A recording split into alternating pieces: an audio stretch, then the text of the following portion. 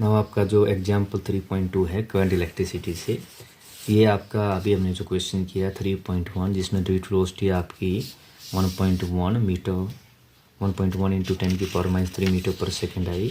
इसका यूज़ करके आपसे कुछ कंसेप्चुअल क्वेश्चन पूछे। पहला है the electron drift speed is estimated to only a few mm per second meter per second for current in the range of few ampere. How then is current established almost instant a circuit is closed? यानी क्या पूछा गया है कि आपका जो example हमने किया 3.1 उसमें ए फ्यू एम्पियर की रेंज में करंट के लिए drift speed only few metre पर सेकेंड ही एस्टिमेट की गई है। तो सर्किट क्लोज करते ही ऑलमोस्ट उसी इंस्टेंट में सर्किट कैसे इस्टेब्लिश हो जाता है। तो यहाँ पे आपका जो रीजन क्या है, इलेक्ट्रिक फील्ड। आप इसको ऐसे पॉइंट में लिख सकते हैं, इलेक्ट्रिक फील्ड यानी E electric field is setup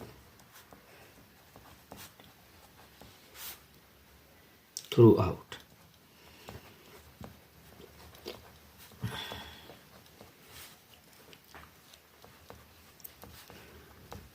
the wire almost instantly.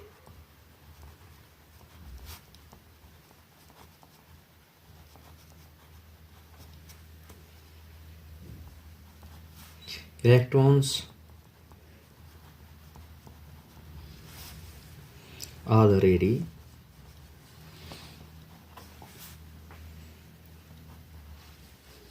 present start drifting together.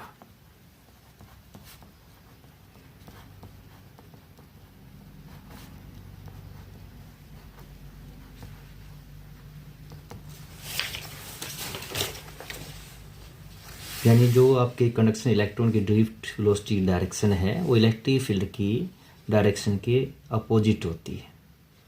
हमारी जो यहाँ पे हमारा ध्यान रखिए, जो आपकी कंडक्शन इलेक्ट्रॉन डायरेक्शन है, जो ड्रिफ्ट डायरेक्शन है, ड्रिफ्ट वेलोसिटी जो है आपकी डायरेक्शन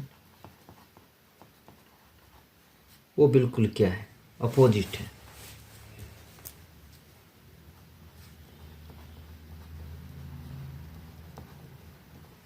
अपोजिट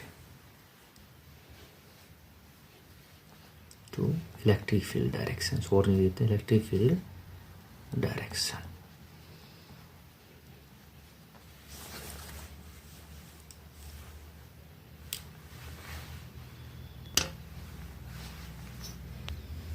now इसका बी पार्ट पूछा गया, the electron drift rise due to force experienced by electron in electric field inside the conductor, but force should cause acceleration. Why then do these electrons require a steady average drift speed?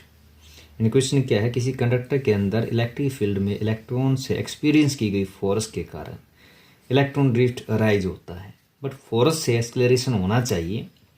Then electron study average drift speed क्यों acquire कर लेता है, आपको ये reason बताना है। अब वैसे देखा जाए तो क्या, ईच फ्री इलेक्ट्रॉन एक्सलरेट करता है जिससे उसकी ड्रिफ्ट स्पीड बढ़ जाती है जब तक मेटल के पॉजिटिव आयन के साथ कोलाइड नहीं करता। कोलिजन के बाद यह अपनी ड्रिफ्ट स्पीड को लूज कर देता है बट एक्सलरेट करना स्टार्ट कर देता है। यह अपनी ड्रिफ्ट स्पीड अगेन इंक्रीज करता है जब तक यह अगेन कोलिजन नहीं करता है। यह प्रोसेस चलता रहता है। इस तरह जो average electron only drift speed acquire करते हैं।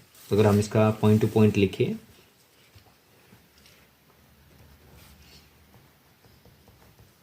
Electron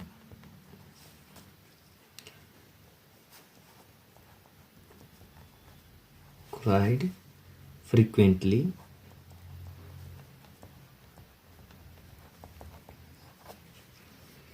with ions.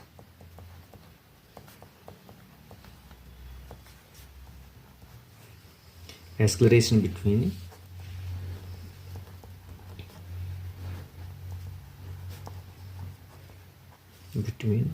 collision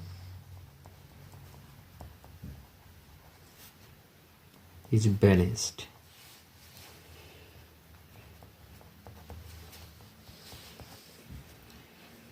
hence average drift become hence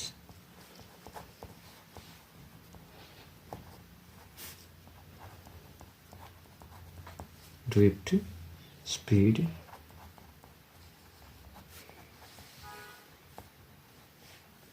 becomes constant.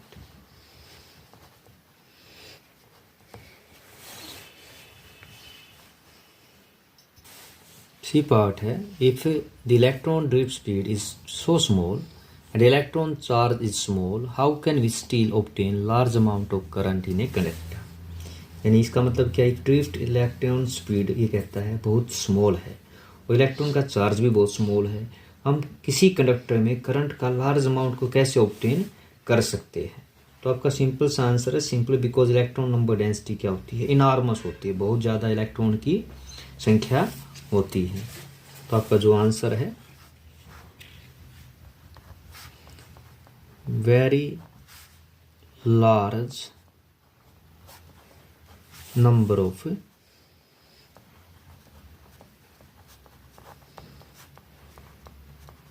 Electrons. लगभग कितने होते हैं, लगभग ये आपके 10 की पावर 29 हम लिख सकते, अप्रोक्सीमेट 10 की पावर 29 होते हैं पर मीटर क्यूब। संख्या बहुत ज़्यादा है। तो करंट डिपेंड किस पे करता है? करंट डिपेंड करता है चार्ज फ्लो पर सेकंड पे, नॉट स्पीड पे।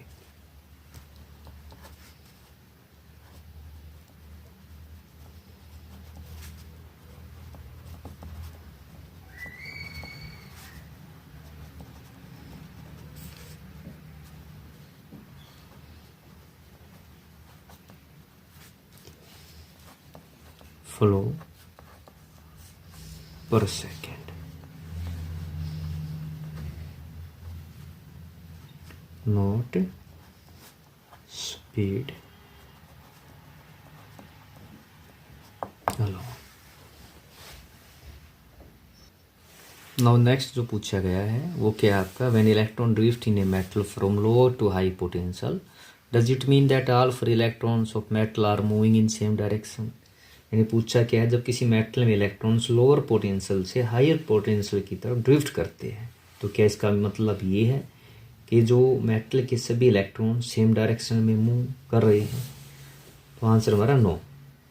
ड्रिफ्ट वेलोसिटी इलेक्ट्रॉन की लार्ज रैंडम वेलोसिटी पर सुपरपोज करती है, यानी हमारा जो आंसर है नो, ऐसा नहीं। रैंडम मोशन एग्जिस्ट करता है, रैंडम मोशन एग्जिस्ट करता है, only small net drift is along electric field होता है बस। लास्ट ये are the path of electron straight line between successive collision with positive ions of metals in absence of electric field, in presence of electric field.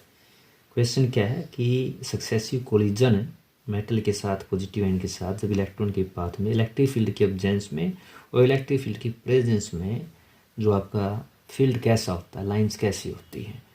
तो हमारा जो तो in first part जो है आपका absence of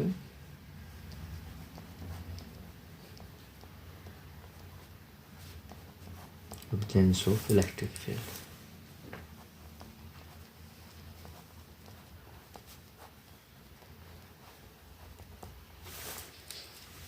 path are straight line, path are straight line, लेकिन इन absence of जो होगा in the presence in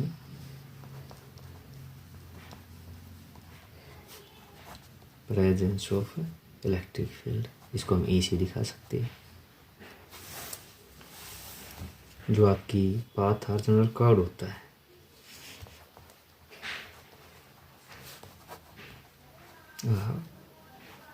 out. ये था आपका एग्जाम्पल 3.1।